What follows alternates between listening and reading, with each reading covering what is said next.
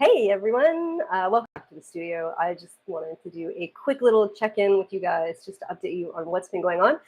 Thank you for everyone who is following me. I'm up to 500 and something subscribers, which is amazing since I have not been putting any content out there. So I do thank you for sticking around and being patient with me.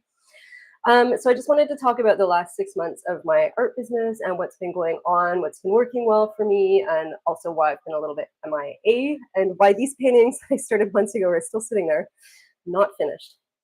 So essentially, I work 4 days a week. I became, I guess, when was it? Like September. I became supervisor at the art store. So my work schedule went up to 4 days a week, which was quite intense. I'm on my feet all day and interacting with clients. And there's a surprising amount of therapy that I have to do as a cashier at an art store. It's amazing. I love it. And I love the people that I've met there and getting to try out all of those products. It's just been a real blessing for me.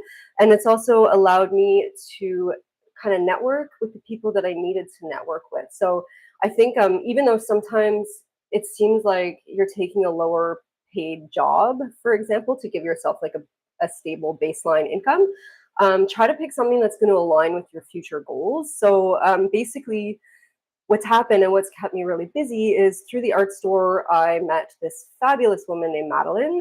She runs Luminous Elephant Studio in Vancouver. And so I've started teaching with her. And it started with one class. I was filling in for this one teacher that couldn't make it because she got too busy. And it snowballed to me teaching 3 classes a week and also doing like corporate events. So, and also doing privates through her studio. So it's just a lot. It's a lot of hours on top of the 4 days per week. On top of that, I'm still doing my 3D rendering work. And then I have got absolutely slammed by watercolor portraits. So I guess the rush started for watercolors, well, first before Christmas. And then I thought it was going to chill out. But then May rolled around and it's Mother's Day. So like all of April was just busy with portraits. I think I did 6 commissions. And then Father's Day, I think I did 5 for June. So at this point, I have absolutely outsold myself in painting work since last year. I don't have the exact number right now, but I think I think last year I sold 21 paintings, and I think I might be up to 30 now for this year. We're only like 6 months in. So that's amazing. I have slowed down with my landscape and my wildlife work because of it, my large scale stuff. So that is going to be my priority sort of starting now. So I did request to go down to a 3-day work week at the art store just so that I had some time to build my business a little bit more. I'm just getting completely overwhelmed and I'm feeling those early signs of burnout where I'm getting clumsy, forgetting things, messing up appointments, just all this stuff that happens when your nervous system is completely overloaded. So I had to take a step back somewhere, and I love the art store, but I had to take a step back from the low wage work, unfortunately, just because that's how you try to build a future business. The other thing that I've been putting energy into is I would like to get back into live wedding painting. I started that just before the pandemic. And of course, when the pandemic hit, everything shut down. So I got 2 contracts under my belt and then everything shut down. So I want to get back into that. So I have been working on a portfolio that's updated because clearly the work that I was doing sort of in 2019 is very different than the work that I do now. And I want my portfolio to represent what I'm capable of now. So it's in that period of like a lot of unpaid work just to do proof of product, basically, to be able to sell to clients. So I've been working really hard on those. And I will say, when I did this with my watercolor, I don't know if you guys watch my other videos, but I did another sort of studio update, I think just for January for this year. And I said that I wanted to do a lot more watercolor portraits. So I think I did 6 portraits. You need about 6 to 10. I sell those on Etsy. Etsy gives you 10 photo slots. So I just decided I think I did a bit less. I think I did 6. And then I was clever with doing like putting some in frames and context just to kind of bulk it up a little bit. So you need about, I would say, because I have other portraits, I think I can get away with 3. So I'm going to finish 3 this July is my deadline. I've decided the end of July to get the first 3 finished so I can start sort of building marketing momentum. And then I'm going to do another couple. So again, it's a lot of unpaid work right now in the hopes that it will generate future income. And this is one thing that I think people, if they want to build an art business, need to consider that there's going to be periods, especially when you're scaling up into new products, where you're going to be doing a lot of unpaid work for the instant, but it'll pay off later. It's a lot right now, especially managing that with all of my other business activities going on. It's quite intense, which is why I'm burning out.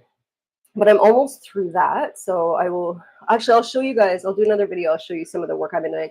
It's okay. It's like, I don't want to diss my own work.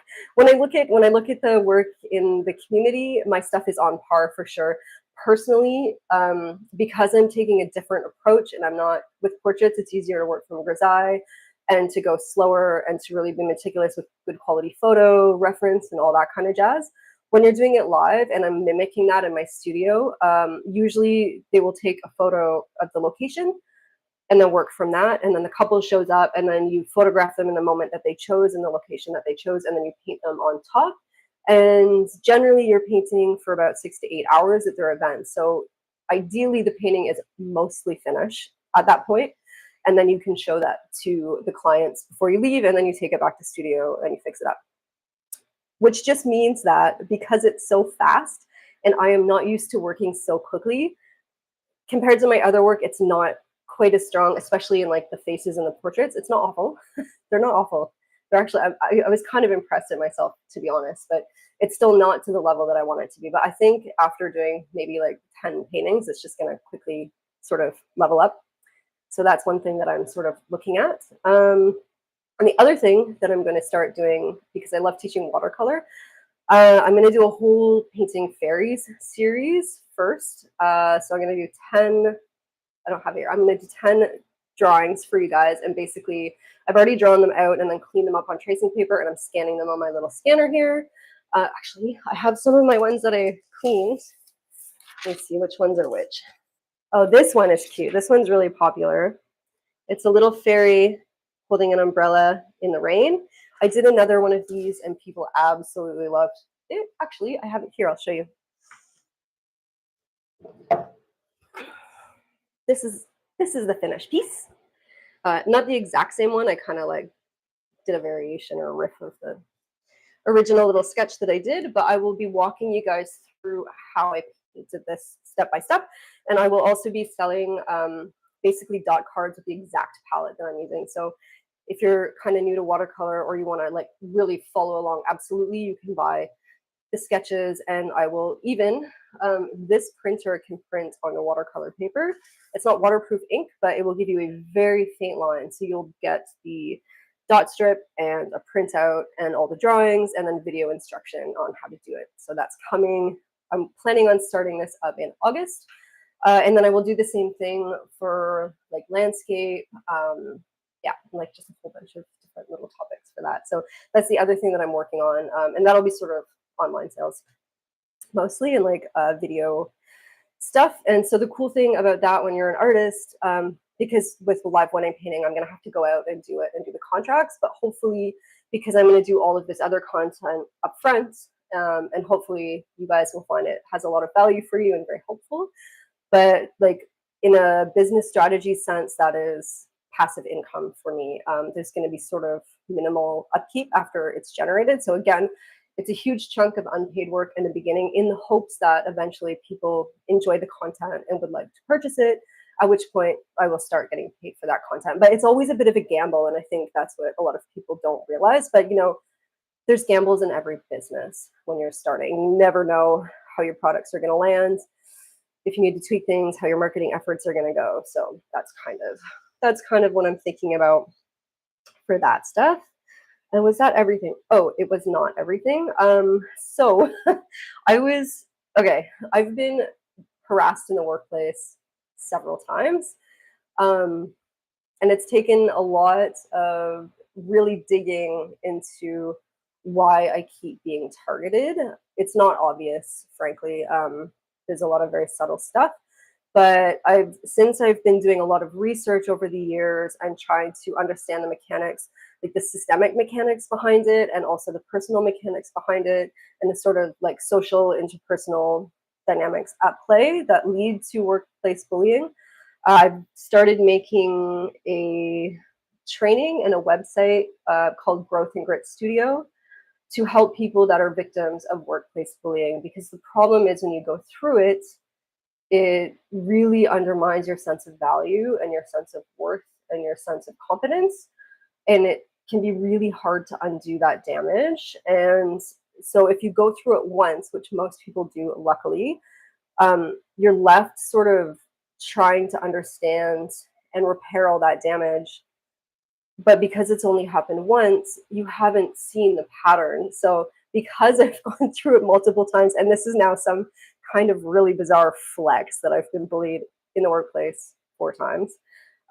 It's an awful flex, but it did help me to see the patterns multiple times, and they absolutely replay the same way. So it was in different industries, in different jobs, with different coworkers, and with different stories backing up their logic about me, but the mechanics behind it were almost identical every time. So when you can cut through the stories and see what's happening underneath the stories and how it's always the same, you start to realize it's really not all that much about you.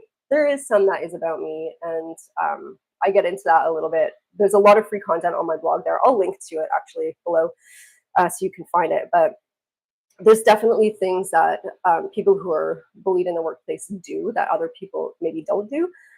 So there is like some responsibility there. But when I really reflected, they're actually not things that I want to change. So that's going to be kind of interesting going forward.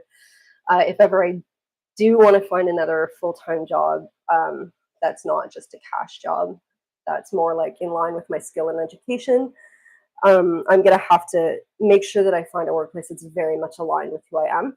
Otherwise, it's just very likely not going to fly. I don't want to use cognitive distortion there and say it won't work or I will be bullied again, because that is cognitive distortion. But if it's the same industries that are run the same way with the same patterns and the same systems, it's highly likely that it will happen again with me and how my personality is. So that said, that was also a lot of work and a lot of deep dive into psychology, and I read dozens of books and listened to dozens of audiobooks.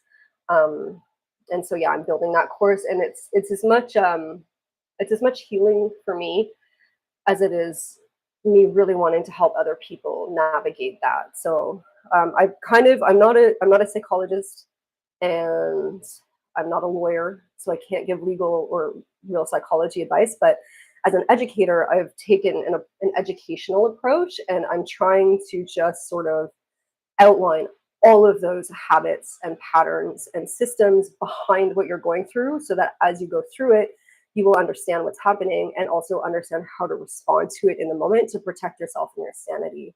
So that's my other sort of pet project that's been going on for the last 6 months. So as you can see, I've been really busy.